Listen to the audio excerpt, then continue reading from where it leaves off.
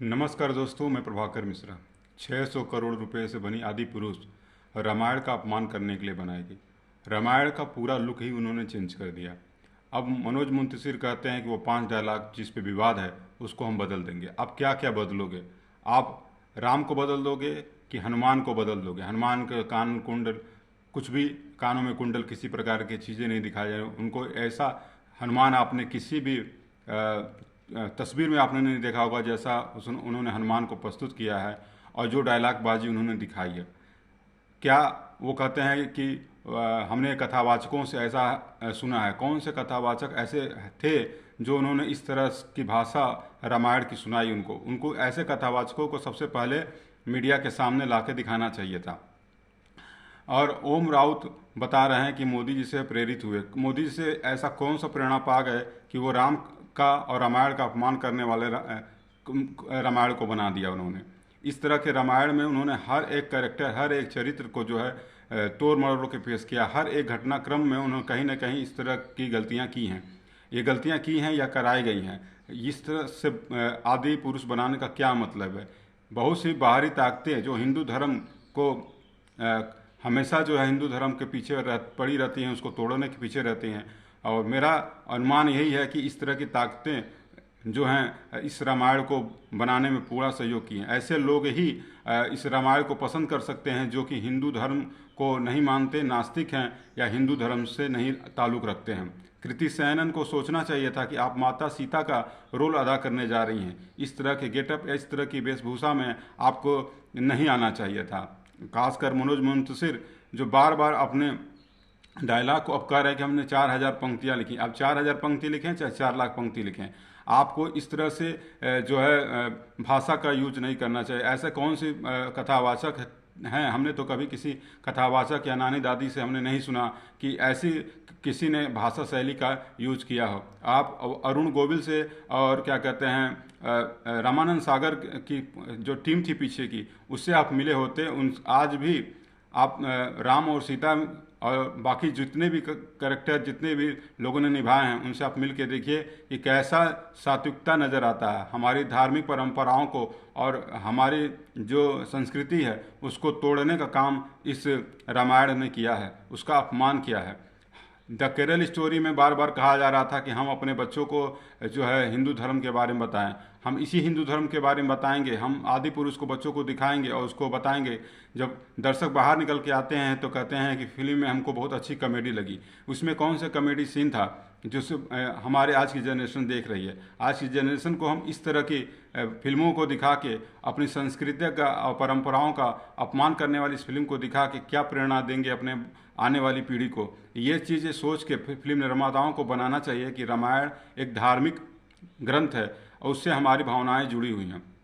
बहुत लोगों की भावनाएं इससे आहत नहीं हुई। उनकी भावनाएं पठान और पीके जैसे मूवीज जब बनती है तब आहत होती है। लेकिन जिस तरह से हनुमान को, जिस तरह से जो है क्या कहते हैं रावण को दिखाया गया, मुनिज मुंतशिर बताते हैं कि रावण के बारे में आप क्या बताओगे? रावण के बारे में आपसे ज़्यादा राम को पता था।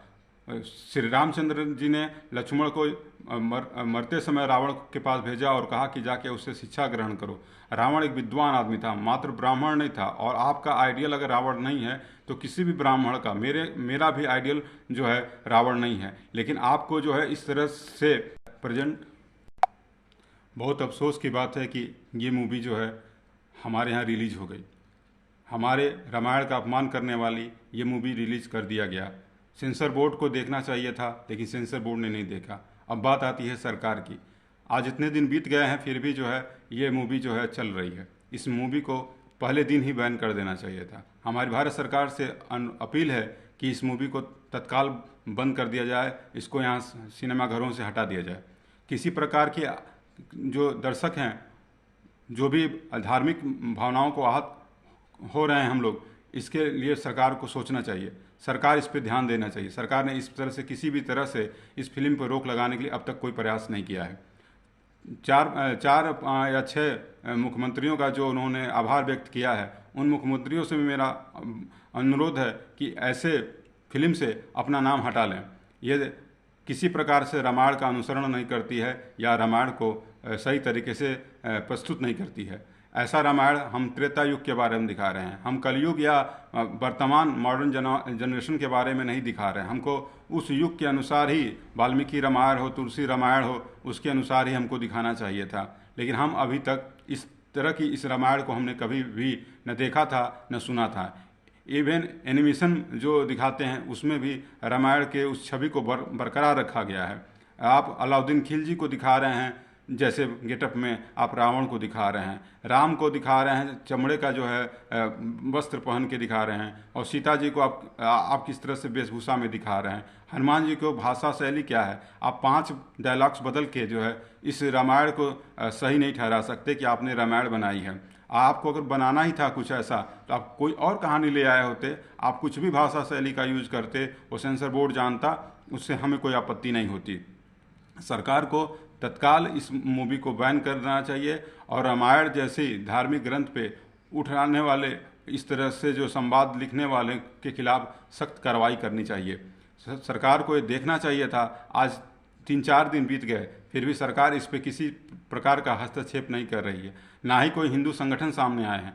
हिंदू धर्म की रक्षा की बात करने वाले बहुत से लोग जो है आए दिन नज़र आते थे, लेकिन इस समय आज हिंदू संगठन किसी तरह से नजर नहीं आ रहा है। आपके समक्ष जब कोई आता है और हिंदुत्व की बात करता है तो उससे आपको पूछने की जिम्मेदारी होगी कि कौन सा जो है कारण था और आप आदि पुरुष के समय में आपने इसका विरोध, आदि पुरुष का विरोध क्यों नहीं किया है। आप सभी लोगों से अनुरोध है कि हम आपको पढ़ना नहीं, आपको सुनना और देखना चाहते हैं कि आप इसका विरोध करें और इस आदि पुरुष को बैन करने का अपील करें और जल्द से जल्द आदि पुरुष को बैन किया जाए। यही मेरी सरकार से अपील है। मनोज मुंतशिर जी, आपको पता होना चाहिए कि राम को देखने का दृष्टिकोण एक ही होता है, वो है मर्यादा और मर्यादित भाषा का यूज करना।